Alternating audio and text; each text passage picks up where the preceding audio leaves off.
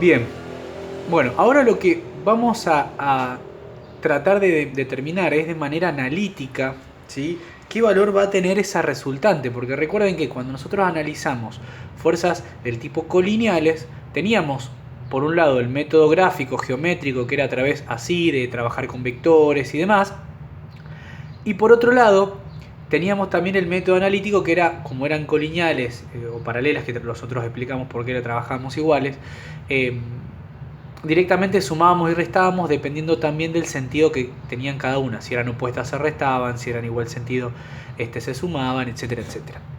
Bien, ahora lo que vamos a tratar de hacer es hacer el método analítico, pero aplicándolo a fuerzas del tipo concurrentes.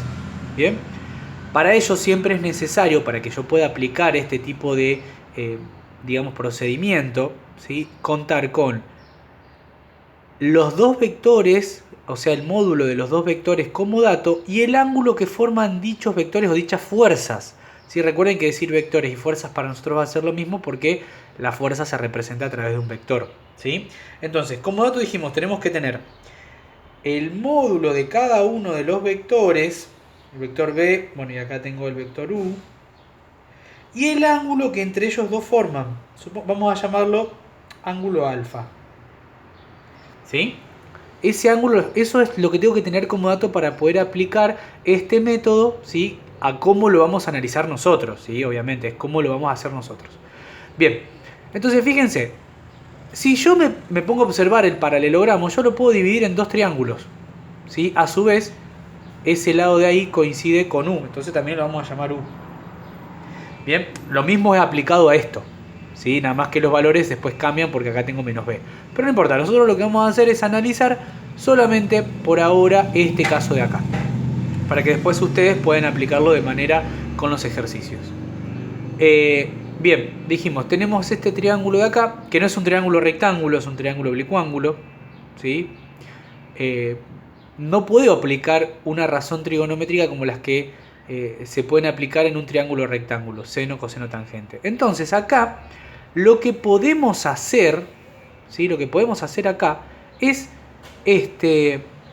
plantear otro teorema. ¿Sí? Fíjense, nosotros tenemos como dato esto y como dato esto. Y además tenemos este ángulo, que a su vez ese ángulo es igual a este de acá. Entonces, si yo quiero determinar este ángulo, chiquito de acá que estoy marcando, ¿sí?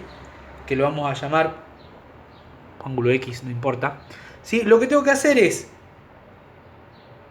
180 grados, ¿sí? Fíjense por qué, porque todo esto es 180 grados, y restarle el ángulo alfa, restarle este ángulo de acá, que yo marqué acá. Porque recuerden que recién dijimos que ese ángulo de acá es el mismo que este ángulo de acá. Por lo tanto, para sacar este ángulo chiquitito que tengo acá, debería ser 180 grados menos el ángulo alfa. ¿Bien? Bueno, y ahora con esos datos que tengo ahí, lo que puedo hacer es aplicar el teorema del coseno.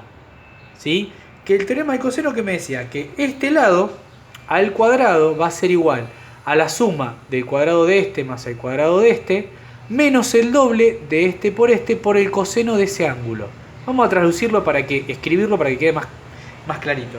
Entonces, r al cuadrado va a ser igual al vector u al cuadrado más el vector b al cuadrado menos el doble por u por b por el coseno de 180 menos el ángulo que forman entre las dos fuerzas.